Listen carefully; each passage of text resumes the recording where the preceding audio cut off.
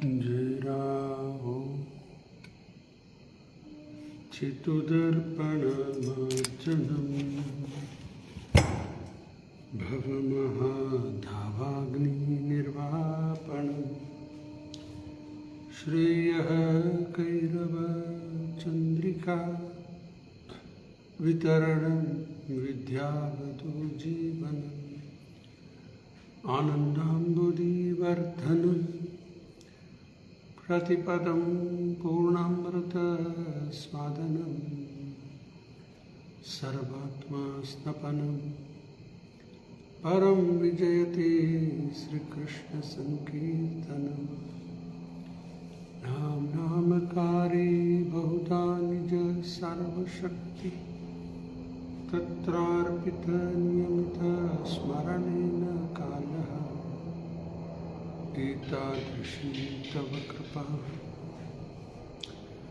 भगवन् ममापि दुर्दैवं दृश्यं याजनेनानुरागः तृणादपि सुनिचेन तरोरपि सहिष्णुना अमानेन मानतेन कीर्तनीय सदा हरि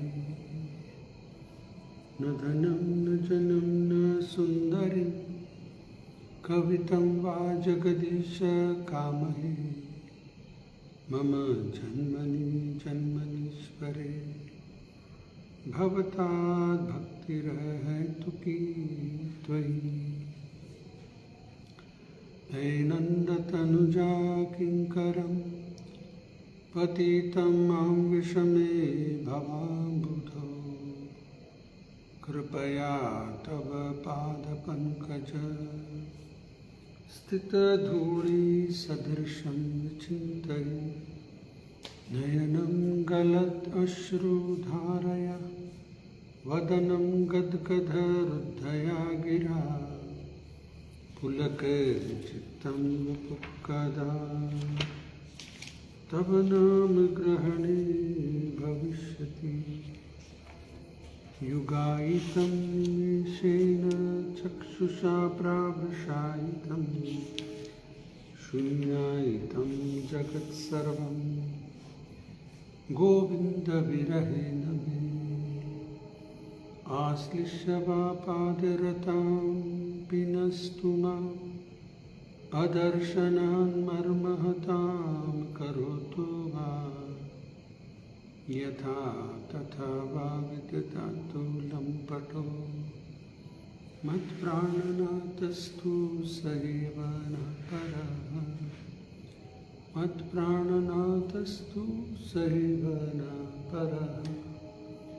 नमो विष्णुपादाय कृष्णप्रेष्ठाय भूतले श्रीमते भक्तिवेदांत स्वामिनिति नामिने नमस्ते सारस्वती देवे गौरवाणी प्रचारिणे निर्विशेष शून्यवादी पाश्चात्यदेशतारिणे जय श्री कृष्ण चैतन्य प्रभु नित्यानंदा श्री अद्वैत गदाधर श्रीवासदि गौरभक्तवृंदा हरे कृष्ण कृष्ण कृष्ण हरे हरे हरे राम राम राम हरे हरे हरे कृष्ण कृष्ण कृष्ण हरे हरे हरे राम राम राम हरे हरे हरे कृष्ण कृष्ण कृष्ण हरे हरे हरे राम राम राम हरे हरे। मूकं करोति वाचालं पंगुं लंघयते गिरिं यत्कृपातमहं वन्दे परमानन्दमाधवं श्रीगुरुदीनतारिणम्। हरे कृष्णा। सभी भक्तों को स्वागत है। तो आज का विषय भगवत गीता यथारूपा 9वें अध्याय पहला श्लोक।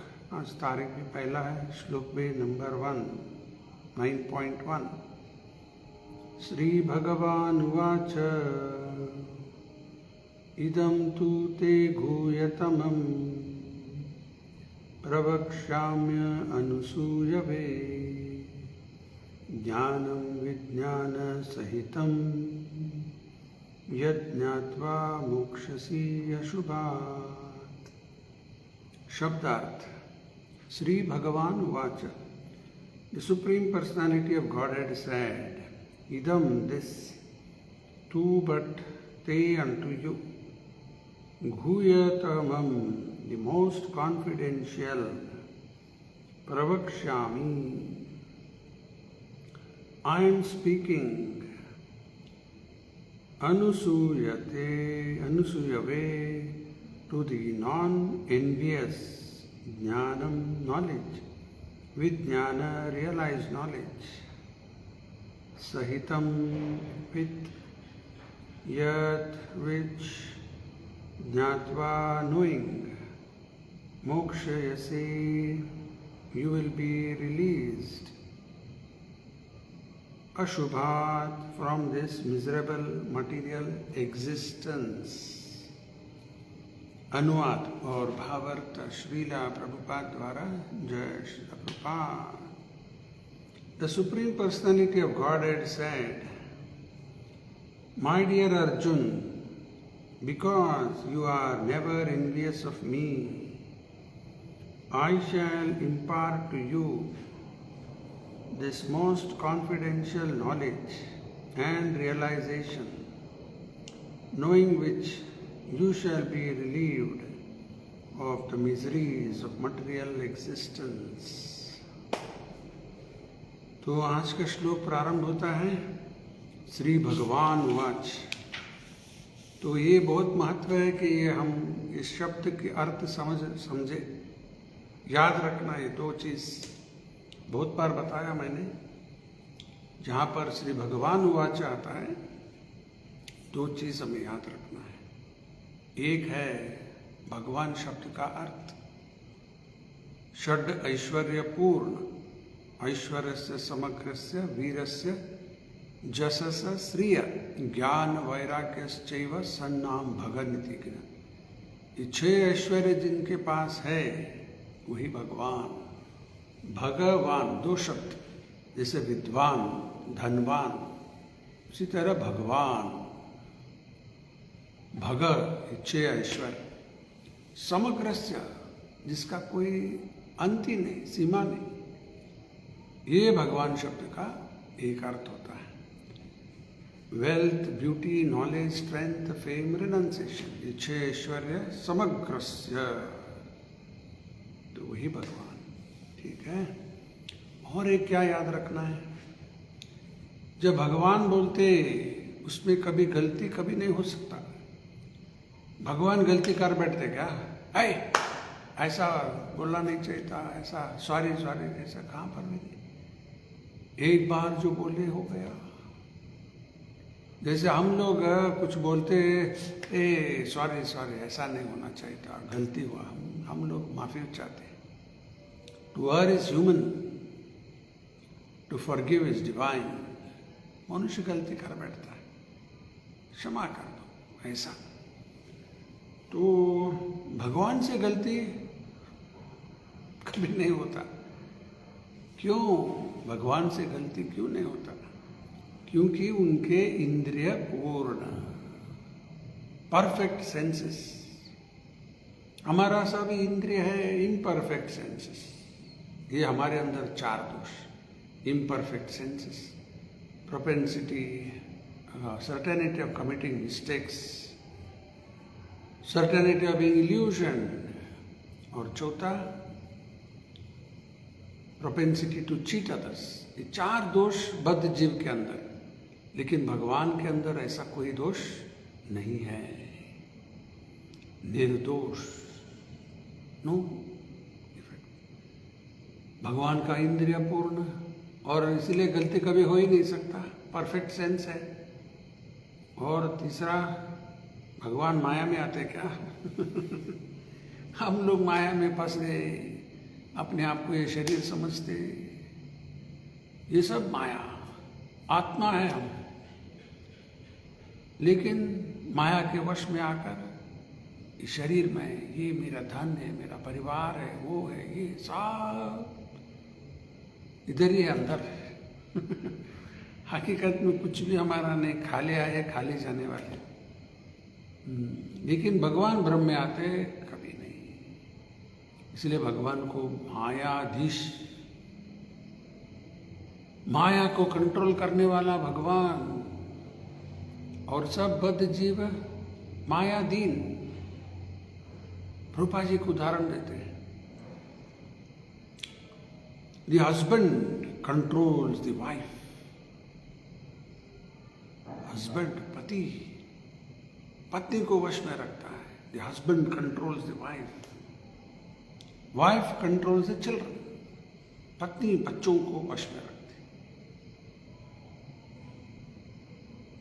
तो ये उदाहरण प्रभुपाद जी देते हैं।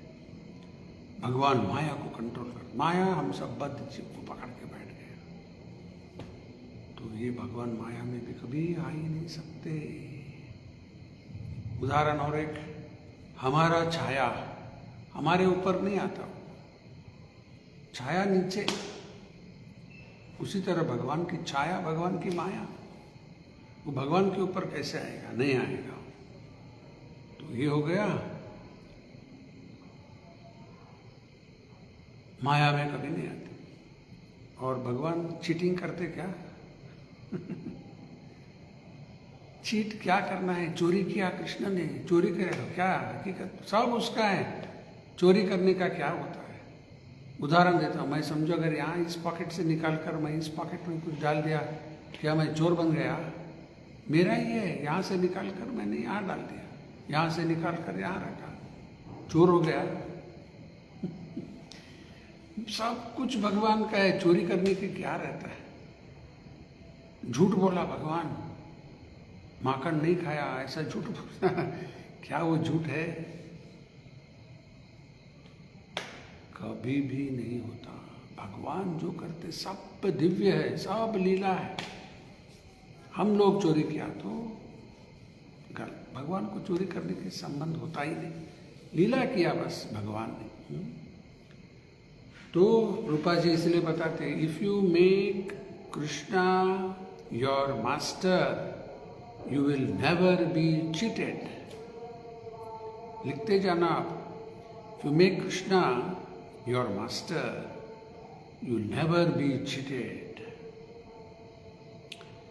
दूसरा, if you make Krishna your friend that friendship will never break, कभी टूटने वाला नहीं।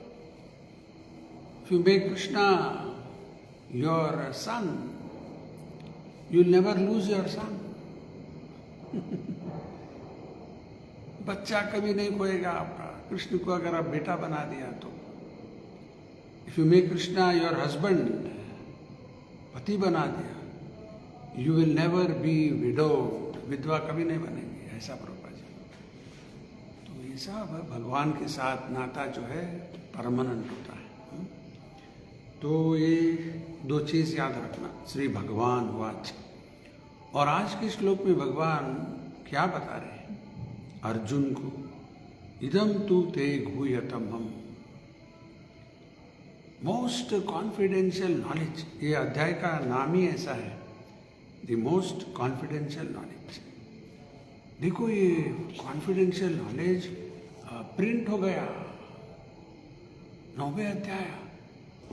अगर किसी के हाथ में ये सब मिल गया, वो इसमें क्या सब कॉन्फिडेंशियल नॉलेज लीक आउट हो गया। जैसे गवर्नमेंट में कुछ महत्व पेपर रहता है, बैंक में, गवर्नमेंट में कॉन्फिडेंशियल पेपर्स, अगर दूसरे किसी के हाथ में लग गया बहुत डेंजर है। ऐसे वैसे के हाथ में लग गया तो डेंजर।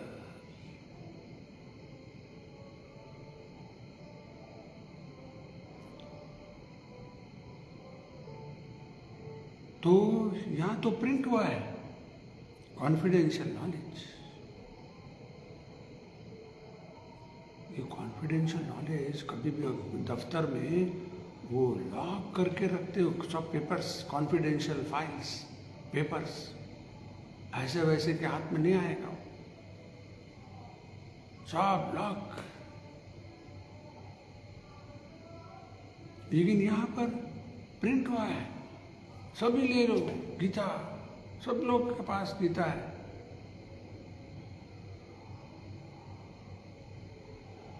प्रिंट हुआ है तो क्या डेंजर है?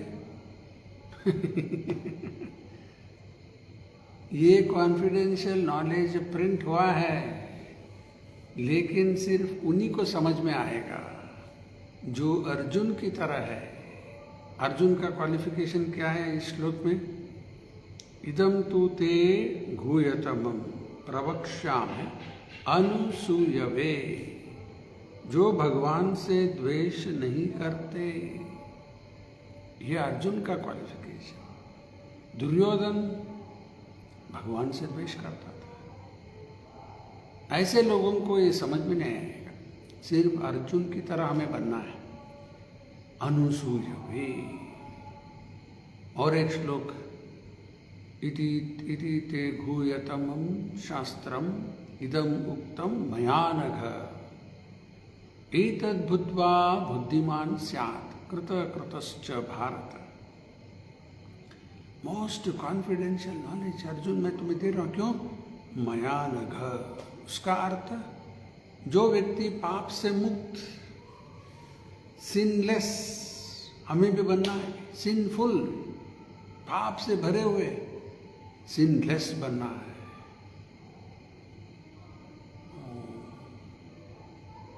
यह अर्जुन का दूसरा क्वालिफिकेशन।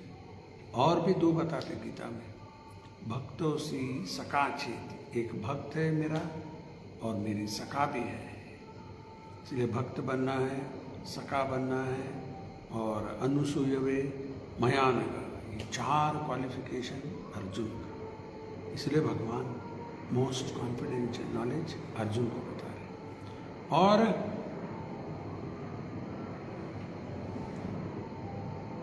उन्हीं को ये सब समझ में आ जाएगा। प्रिंट तो हुआ है, समझ में नहीं आएगा। उसका चाबी कृष्ण के पास है। ठीक है, देखेंगे भगवान क्या बोलते हैं। The supreme personality of god said, my dear Arjun, because you are never envious of me. बहुत सारे लोग ये शब्द अनुसूया के अर्थ क्या लिखे? जो द्वेष से मुक्त है। लेकिन प्रभुपाद जी ऐसा क्यों लिखे? Because you are never envious of me. मेरे ऊपर आप कभी द्वेष नहीं करते। देखो, एक बार अगर हम भगवान के ऊपर द्वेष कर रहे हैं, नहीं करेंगे कृष्ण पर, फिर हम किसी से भी द्वेष नहीं करेंगे। लेकिन दूसरे के ऊपर अगर हम बोले मेरे भाई आपके ऊपर द्वेष नहीं करता, तो हो सकता है भगवान से द्वेष करेंगे।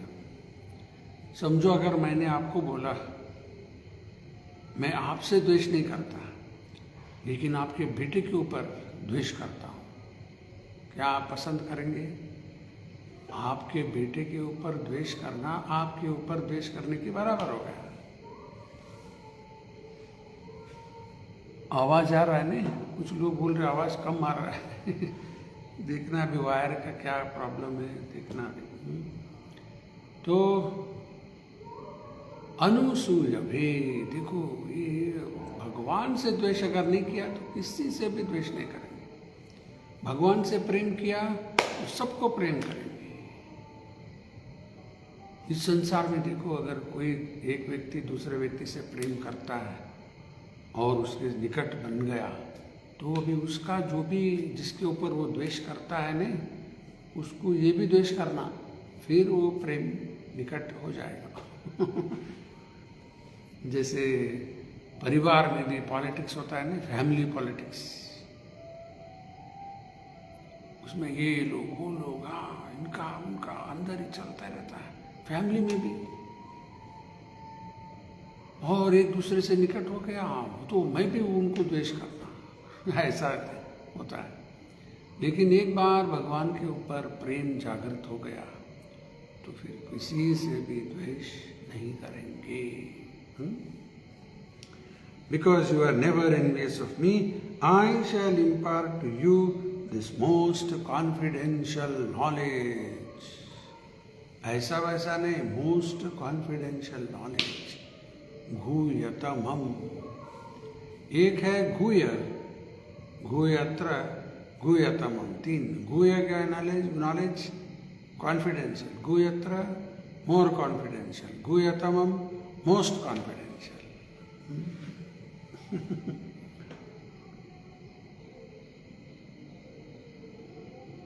एंड रियलाइजेशन, क्योंकि ये सिर्फ ज्ञान नहीं है, ज्ञान विज्ञान सहितम, ज्ञान विज्ञान सहितम। ज्ञान और विज्ञान में क्या फर्क है? ज्ञान नॉलेज, विज्ञान रियलाइज नॉलेज। उदाहरण, जब हम लोग कार्य कर लेते तभी वो विज्ञान में परिवर्तन हो जाता है। भगवान ने गीता में बताया, सततम कीर्तयन्तो माम यतन्तश्च दृढ़व्रता नमस्यन्तश्च माम भक्त्या नित्ययुक्त उपासते। 9.14। अगर इतना ही हम बोले तो ज्ञान हो गया। अगर सतत हम लोग भगवान के कीर्तन में लग गए, वो विज्ञान में परिवर्तन हो गए, रियलाइज नॉलेज। आगे, knowing which you shall be relieved of the miseries of material existence. ये ज्ञान विज्ञान समझने के बाद, मोस्ट कॉन्फिडेंशियल ज्ञान समझने के बाद, फिर इस भव बंधन से, यानी कि इस जगत को अशुभात, भगवान ने कहा, miserable world, you shall be relieved of the miseries of material existence। इस भौतिक संसार में आना दुख ही दुख। उदाहरण देता हूँ, मेरा नहीं, रूपा जी का ही उदाहरण, बहुत सिंपल उदाहरण, सरल, जो हम लोग समझ सकते हैं। क्या है उदाहरण? अगर मछली को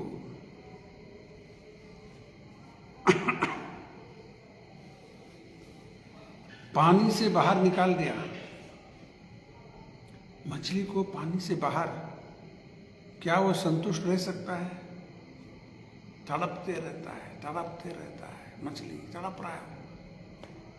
ऐसा हालत हमारा है, इस भौतिक जगत में आना, तड़पते रहते हैं, कुछ किसी में भी समाधान नहीं। मछली को आप अच्छा सोफा सेट दे दो, पंखा लगाओ, एसी लगाओ, आइसक्रीम खिलाओ, वो सब चित्र बनाए देखो, सिगरेट, वो ये सब मछली को दे रहा है, क्या वो संतुष्ट हो जाएगा ये सबसे? मछली को पकड़कर पानी के अंदर डाल दो, बस संतुष्ट हो जाए, आराम ही आराम। ये उदाहरण, क्या हमें क्या संबंध है? हम क्या मछली है क्या? पानी से बाहर आ गए, तड़प रहे हैं क्या? सब बकवास। ऐसा कोई बोलेगा? देखो, हम ये शरीर नहीं है, आत्मा है। आत्मा जो है आध्यात्मिक है, स्पिरिचुअल। जैसे मछली पानी में रहने का जीव है, उसको बाहर निकाल दिया तो तड़पते रहेगा, और अगर हमें पानी में डाल दिया तो हम भी तड़पते हैं। पानी के अंदर बहुत समय नहीं रह सकते, अगर तैरने आता तो भी बहुत समय नहीं रह सकता। ठीक उसी तरह आत्मा जो है आध्यात्मिक है, स्पिरिचुअल। स्पिरिचुअल को मैटर में ला दिया तो तड़पना शुरू। आत्मा है स्पिरिचुअल, स्पिरिट, ये सब मैटर में आ गया। आत्मा कभी संतुष्ट नहीं हो सकता, तड़पते रहता है। जब स्पिरिचुअल में आ गया, कृष्ण की सेवा, तब आत्मा प्रसन्न।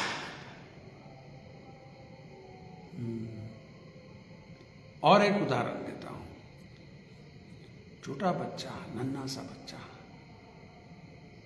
मां से अलग कर दिया तो रोते रहता है। उसका पिता भी उठाया, थोड़ा समय शांत हुआ, फिर वो लिया, ये लिया, सब लिया, खेल रहे उसके साथ, ओ नहीं रोना, हाँ वो देखो, ये देखो, चांद देखो, रोना बंद नहीं होता। जब वो बच्चा अपने माँ के पास चला गया, चुप। उसी तरह हम सब है कृष्ण के अंश। कृष्ण से अलग होकर इस संसार में हम सब तड़प रहे थे। कभी थोड़ा इधर खुशी हुआ है, फिर अंदर अंदर डिससेटिस्फैक्शन। जब कृष्ण के पास यानी कि कृष्ण की सेवा में आ जाएंगे, तब आनंद ही आनंद अनुभव होता है। तो ये विज्ञान, ये जानने के बाद भगवान बता रहे गुह्यतमम एक शब्द, ज्ञान, विज्ञान 3 शब्द। ये सब समझने के बाद भगवान बोल रहे you'll be relieved of the miseries of material existence। हो गया। तो देखेंगे प्रभुपाद जी तात्पर्य में क्या बताते हैं। As a devotee hears more and more about the Supreme Lord, he becomes enlightened। देखो, जितना ज़्यादा हम लोग श्रवण करेंगे, उतना ज़्यादा हमारे अंदर दिव्य ज्ञान जागृत होता है। कभी कभी हम लोग वही विषय फिर रिपीटेड सुनते हैं। कुछ लोग ये रिपीटेशन क्यों करते हैं इतना बार बार। रूपा जी खुद बताए, रिपीटेशन जरूरत है। 2 कारण उन्होंने बताया।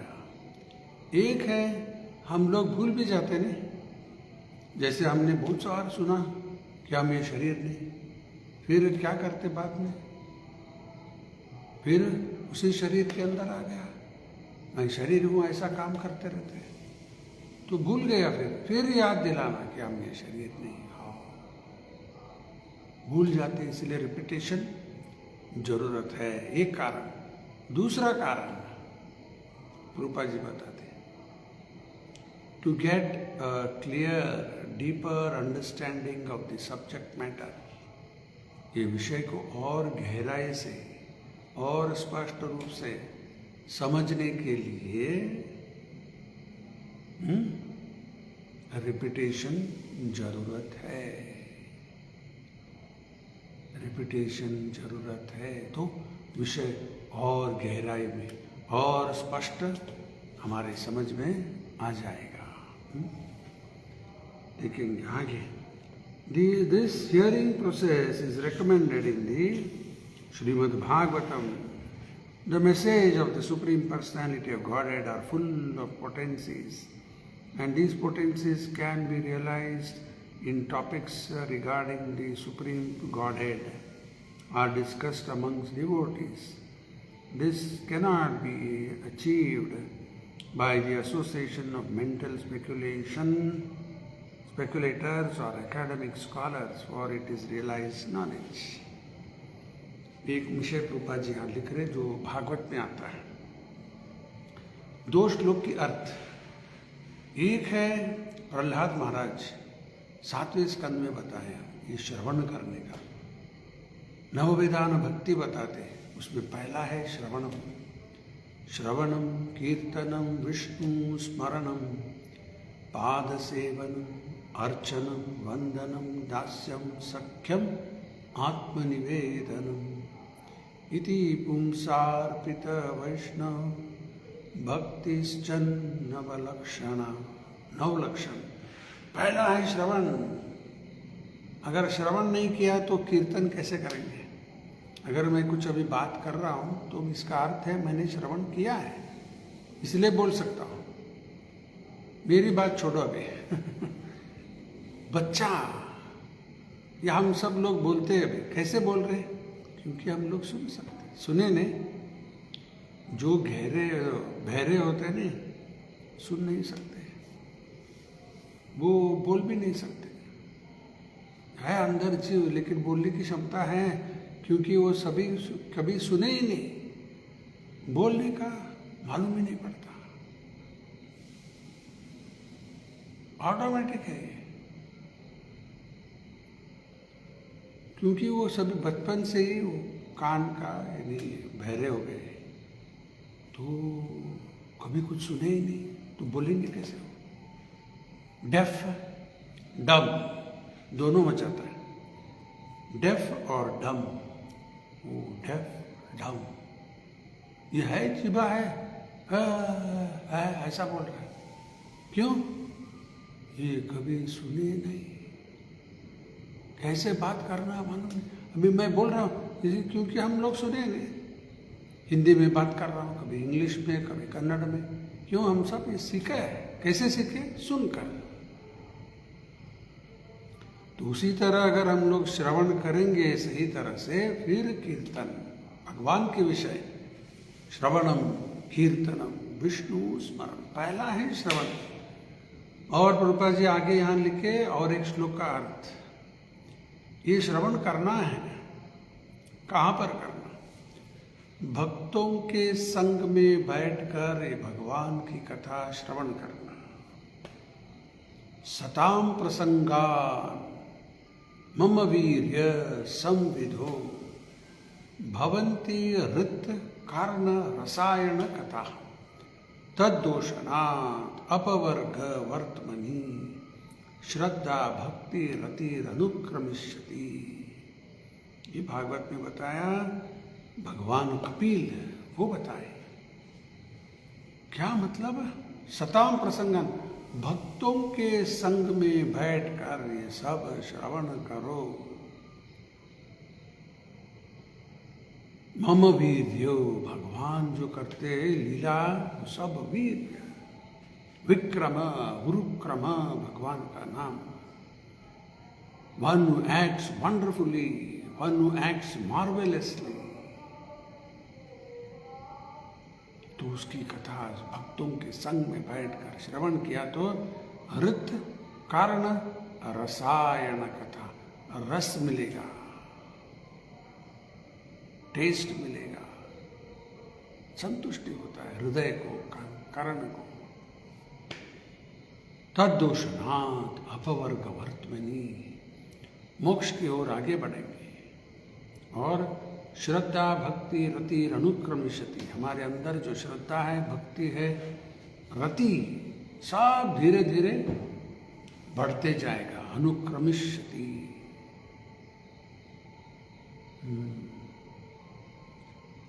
तो ये है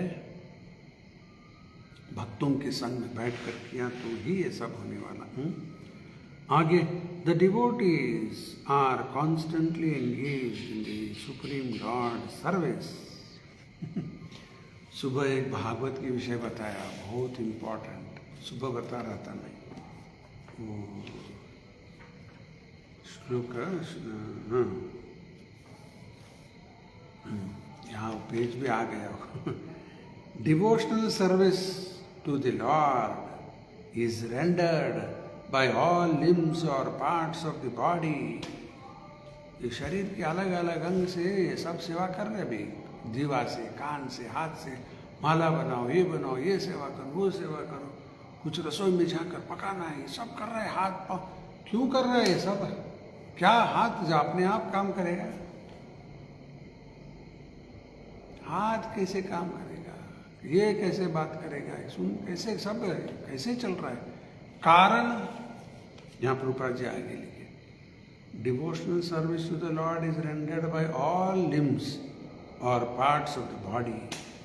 it is the transcendental dynamic force of the spirit soul. ये सब क्यों चल रहा है? आत्मा का ट्रांसेंडेंटल डायनामिक फोर्स, आत्मा का गुण है वो, सेवा करना. इसलिए ये सारे अंग सेवा में लग गया. Transcendental dynamic force of the spirit soul. Therefore, a devotee is engaged 100% in the service of the Lord.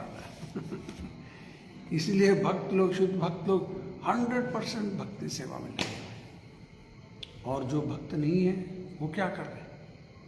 उनको भी सेवा छोड़ा नहीं. ये सेवा, वो सेवा, कुत्ता सेवा, बिल्ली साहब, सुबह सुबह चर्चा हुआ ये सब. तो सबको सेवा करने का है. क्यों? आत्मा का स्वरूप ही है. नित्य कृष्ण दास जीवेर स्वरूप। हाँ, कृष्ण का नहीं करेंगे, हाँ छोड़ो। कृष्ण की माया की सेवा, वो किसको छोड़ा है? सभी कर रहा है सेवा, माया की सेवा कर रहा है, वो भी कृष्ण की सेवा है लेकिन डायरेक्ट नहीं, इनडायरेक्ट। आगे, the Lord understands the mentality and sincerity of a particular living entity who is engaged in Krishna consciousness and gives him the intelligence to understand the science of Krishna in the association of devotees. ये भी एक श्लोक गीता में, तेषाम सतत युक्तानाम 10.10 भजताम प्रीतिपूर्वकम फिर ददामि बुद्धि योगम तम एनमाम उपयान्ति ते। ये ददामी बुद्धि भगवान हर किसी को नहीं देते, उन्हीं को देंगे जो भगवान की शरण में आए और भक्ति सेवा में लगे हैं, प्रीति से प्रेम से भगवान की सेवा में लगे हैं, उन्हीं को ये सब भगवान ददामी बुद्धि। कौन सा बुद्धि? एन माम उपयान्ति, कृष्ण के पास वापस जाने की जो बुद्धि चाहिए, भगवान वो बुद्धि सिर्फ भक्तों को देते हैं। आगे,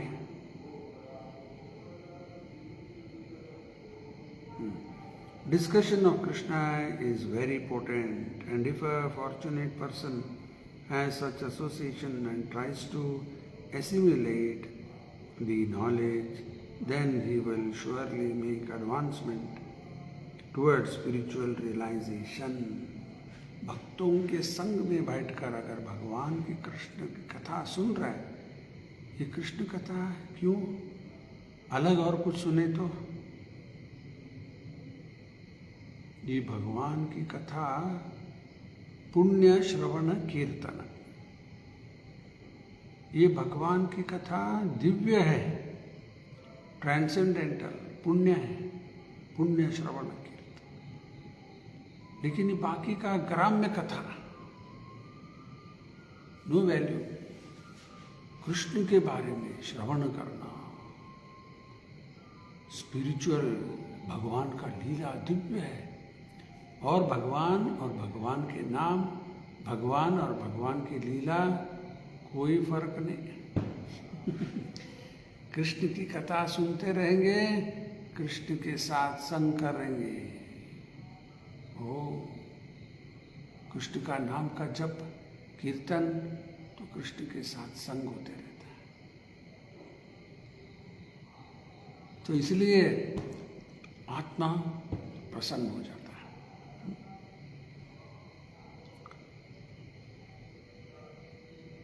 Lord Krishna, in order to encourage Arjuna to higher and higher elevation in his potent service, describes in this 9th chapter matters more confidential than any he has already disclosed.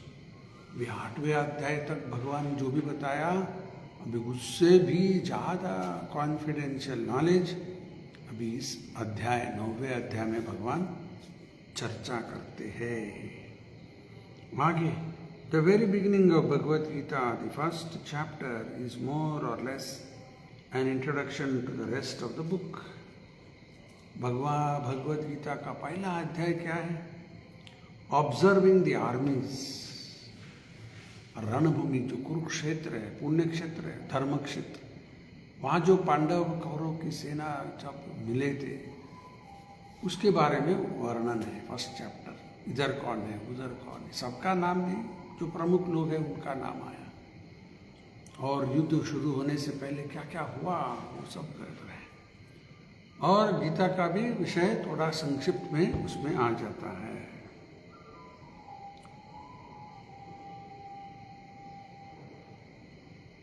तो गीता का इंट्रोडक्शन उसमें आ गया।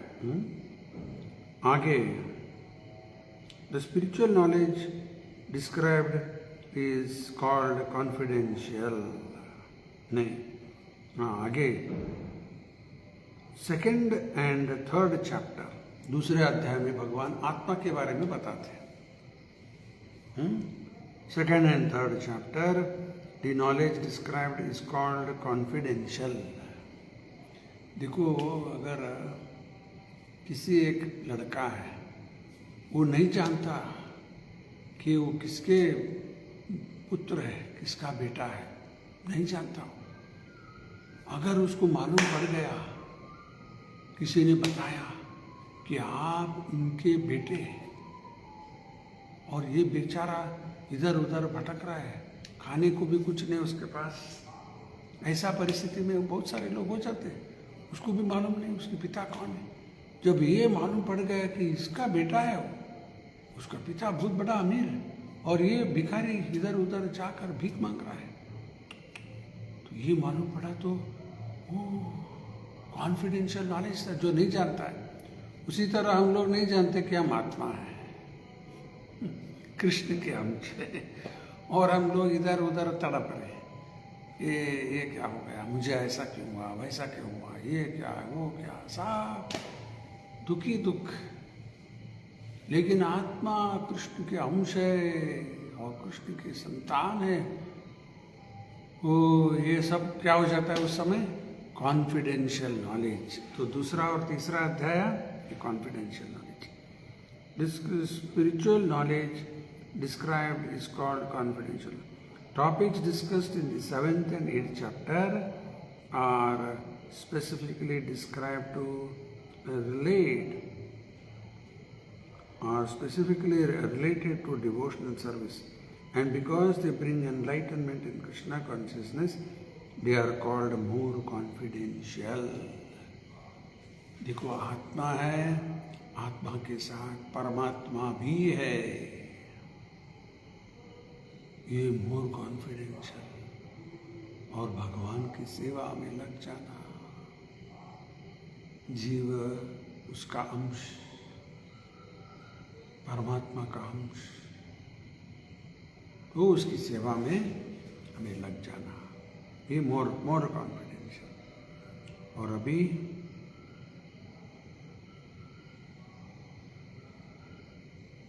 but the matters which are described in the 9th chapter deal with unalloyed pure devotional service. Therefore, this is called most confidential. लेकिन भक्ति सेवा करना है, लेकिन यहाँ 9वें अध्याय में अनअलॉयड यानी कि बिना कोई उद्देश्य जब सेवा करेंगे, उद्देश्य लेकर कर रहे, मुझे कुछ मिलेगा पैसा। जैसे अभी होटल में जाकर कोई बैठा, उधर वेटर आएगा, ऑर्डर लेगा, सब सप्लाई करता है, अच्छी तरह से करेगा, क्या प्रेम से कर रहा है, उसका नौकरी है, कुछ पैसा मिलता है इसलिए करता है वो सब।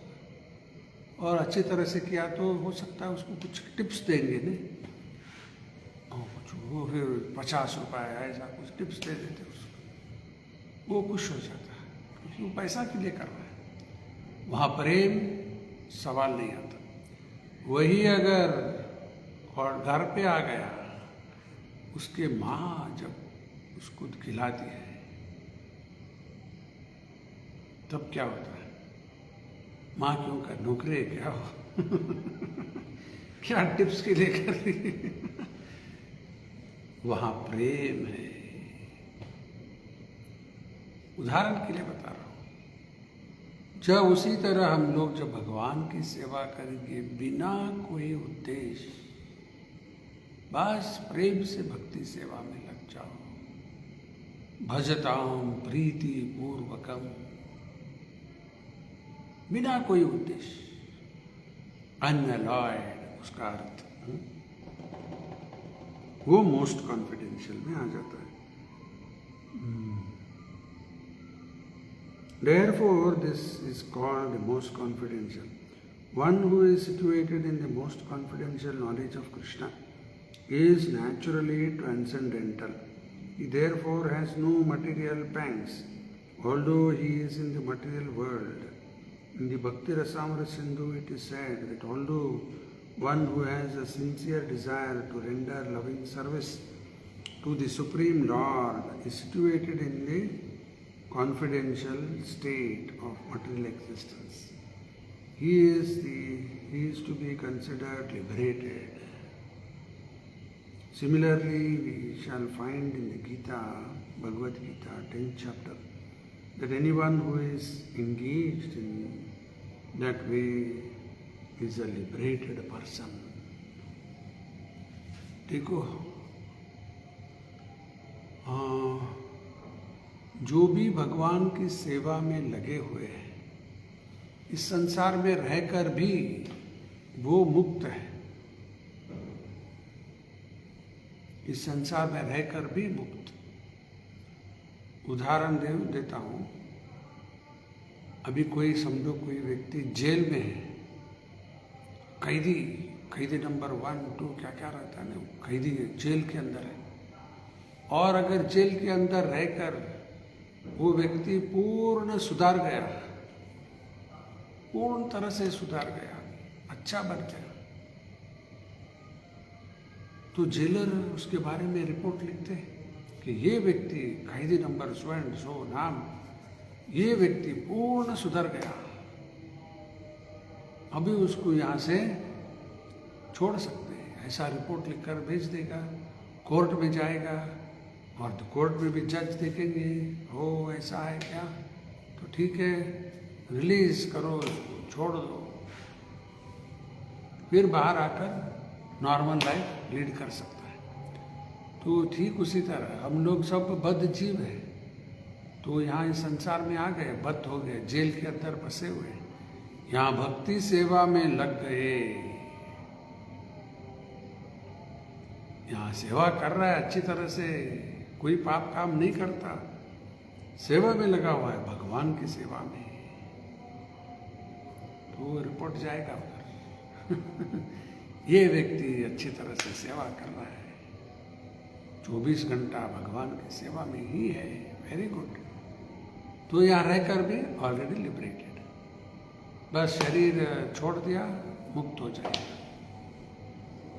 और एक उदाहरण, नारियल होता है, देखो, जब नारियल सूख जाता है अंदर, पूर्ण सूख गया अंदर नारियल, अभी वो नारियल अंदर ही है, लेकिन आप उसको हिलाओ, टक टक आवाज आ रही, क्योंकि नारियल अंदर सूखा हुआ है, लगा नहीं भी। कच्चा है तो अंदर लगा रहता, सब सूख जाता है, ऐसा हो जाता है। भक्त लोग यहाँ सेवा करते करते सब बंधन से मुक्त हो गए, नारियल की तरह, अंदर ही अंदर ही है, टक तोड़ दिया, पूर्ण नारियल आ गया। तो हम लोग हर दिन रूपा जी का गुरु पूजा करते वक्त बोलते हैं, गुरु मुखा पद्म वाक्या चिते ते कोरिया क्या आर न कोरिया मनी आशा। गुरु मुख से जो भी आ रहा है वो मेरे लिए सब कुछ, और कुछ मेरे मन में आशा नहीं है। अगर हकीकत में ऐसा बना दिया तो कृपा जी खुद बोलते ऑलरेडी लिबरेटेड, गुरु का जो मुख से आया वही मेरा लिए सब कुछ, और दूसरा आशा मैं नहीं रखता, तो ऑलरेडी मुक्त हो गया हो। और थोड़ा है पढ़ेंगे, एक 5 minute.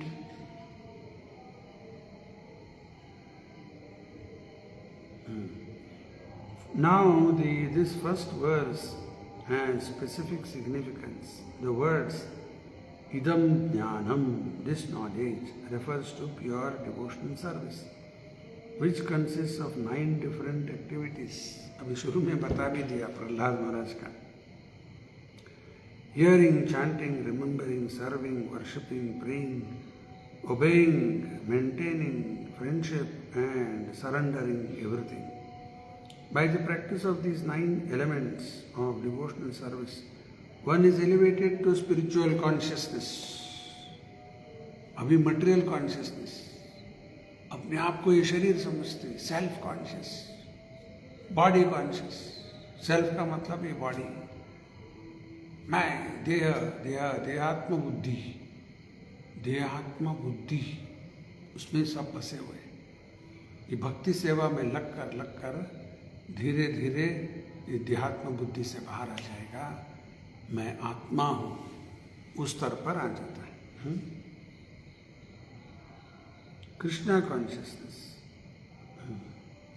When one's heart is thus cleared of material contamination, one can understand the science of Krishna. तो जब ये सब हमारे अंदर जो मटेरियल कॉन्शियसनेस है, बॉडीली कॉन्शियस, वो सब उससे बाहर निकलेंगे, तब ये understand the science of Krishna. देखो अभी high court, Madras high court, मैं सब व्हाट्सएप ग्रुप में भी शेयर किया, कोर्ट से भी ऑर्डर आया, ये भगवत गीता, वेदांत और योग, ये कोई जाति का इसका उसका नहीं है, ये सब मानव कुल के लिए है, ये विज्ञान है, साइंस। जैसे साइंस कॉलेज है, बड़े बड़े college, science college, medical college, क्या आपने कहाँ पर भी पढ़ा है? ये हिंदू साइंस कॉलेज, मुसलमान science college, Christian science college, science science सबके लिए। 2 और 2 + 2 4। चाहे इंग्लिश स्कूल में जाओ, कन्नड़ में जाओ, मराठी में, गुजराती में, हिंदी में, उर्दू में, किसी भी जगह में जाओ, किसी भी चाइनीज स्कूल, इधर उधर 2 और 2 4 ही होता है। क्यों? वो भी एक विज्ञान है, वो भी एक साइंस है। तो गीता एक विज्ञान, साइंस है।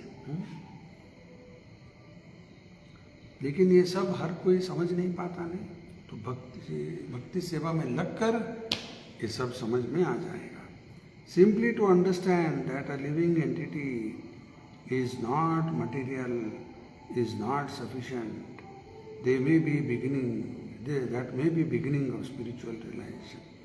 But one must recognize the difference between activities of the body and the spiritual activities of one who understands that he is not his body. सिर्फ इतना समझना कि मैं ये शरीर नहीं, मैं आत्मा हूँ, काफ़ी नहीं है। तो भक्ति सेवा में लग जाना, उसके कार्य समझना, वो इम्पोर्टेंट है। इन दी 7th chapter we have already discussed the opulent potency of the Supreme Personality of Godhead, his different energies and inferior and superior natures, and all this material manifestation. Now in the 9th chapter, the glories of the Lord will be delineated. 7वें अध्याय में देख चुके ने 7.4, 7.5, भूमि आपो नलो वायुर्खम मनो बुद्धिरेव च अहंकार इति मन्ये भिन्ना प्रकृति अष्टधा।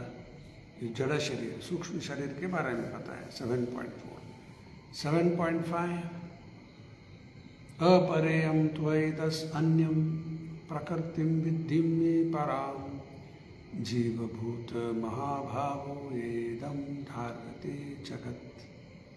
ये जड़ प्रकृति से मेरा और एक शक्ति है, और वो कौन सा है?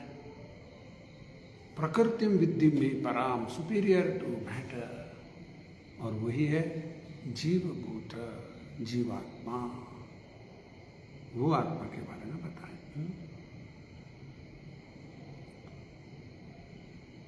तो 9वें अध्याय में भगवान की जो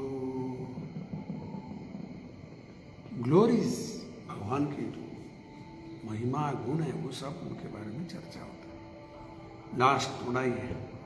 द संस्कृत वर्ड अनुसूयवे in this verse is also very significant. Generally the commentators, even if they are highly scholarly, are all envious of Krishna, the Supreme Personality of Godhead.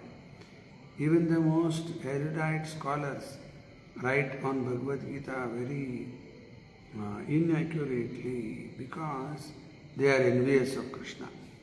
Their commentaries are useless.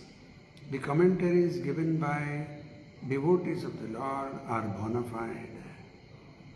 Now, no one can explain Bhagavad Gita or give perfect knowledge of Krishna if he is envious. One who criticizes the character of Krishna without knowing him is a fool. So such commentaries should be very carefully avoided. For one who understands that Krishna is the Supreme Personality of Godhead, the pure and transcendental personality, these chapters will be very beneficial. Last point Prabhupada ji यहाँ जो बताए, बहुत सारे लोग गीता के ऊपर commentary लिखे हैं, लेकिन वो कृष्ण के ऊपर द्वेष करते हैं। कृष्ण का भगवत गीता लेकर बातें भी करते, कमेंटरी भी लिखे, लेकिन कृष्ण के ऊपर द्वेष। कृष्ण को भगवान नहीं मानते। बड़ा गीता सम्मेलन लिखते हैं, गीता ज्ञान यज्ञ लिखते हैं, और कृष्ण का फोटो ही नहीं उधर, वो जो बोल रहा है उसका फोटो लगा देते हैं। एक बहुत प्रसिद्ध व्यक्ति, एक दो व्यक्ति का उदाहरण देता हूं, नाम नहीं लूंगा। बाद में किसी को पूछना है तो पूछ सकते प्राइवेट में, ये ऑनलाइन में नहीं बोलूंगा। दो बहुत प्रसिद्ध व्यक्ति जो भारत में हुए भी नहीं है, मर गए हो। प्रभुपाद जी खुद बताते हैं उनके बारे में, गीता के ऊपर कमेंटरी भी लिखे, और वो खुद बोलते हैं, वो व्यक्ति गीता के ऊपर क्या क्या किया, और वो बोल रहा है, I don't believe that a person Krishna ever existed. मैं ये नहीं मानता कि कृष्ण कोई व्यक्ति था, नहीं मानता मैं, और गीता के ऊपर कमेंटरी लिख रहा है। ये क्या है, पागलपन। ऐसे लोग भगवान के ऊपर द्वेष कर रहे, तो उनके कमेंटरी यूजलेस। एक हो गया। दूसरा और एक व्यक्ति, वो भी बहुत बड़ा प्रसिद्ध व्यक्ति भारत में हुए थे।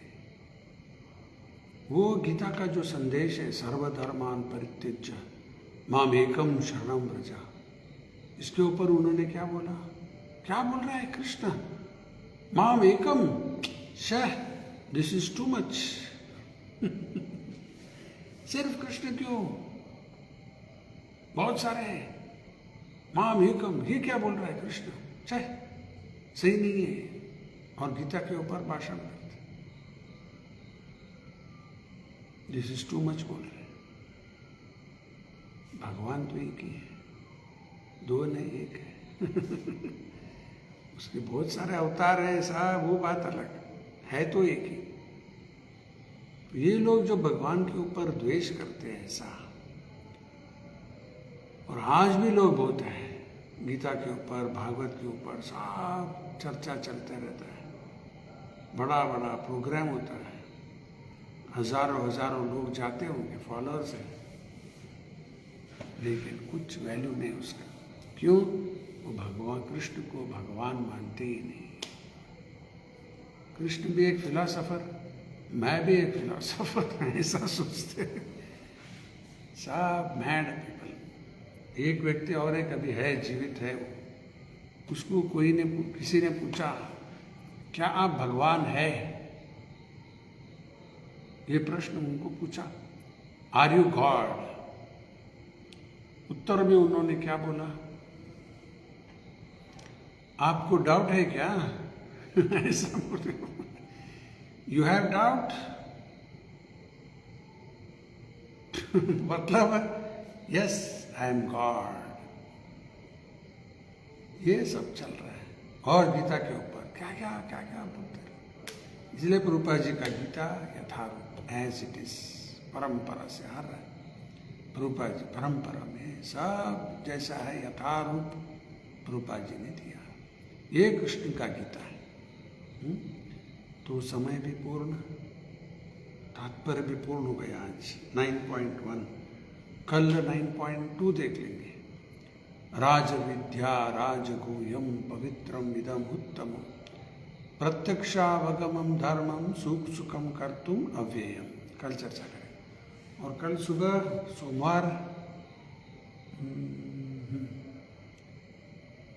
आज ही मैंने इसको सोमवार लिख दिया लगता है संडे है आज, मैं मंडे लिख दिया। तो कल सोमवार सुबह 9 से 10 भागवत की प्रवचन करेंगे कन्नड़ में।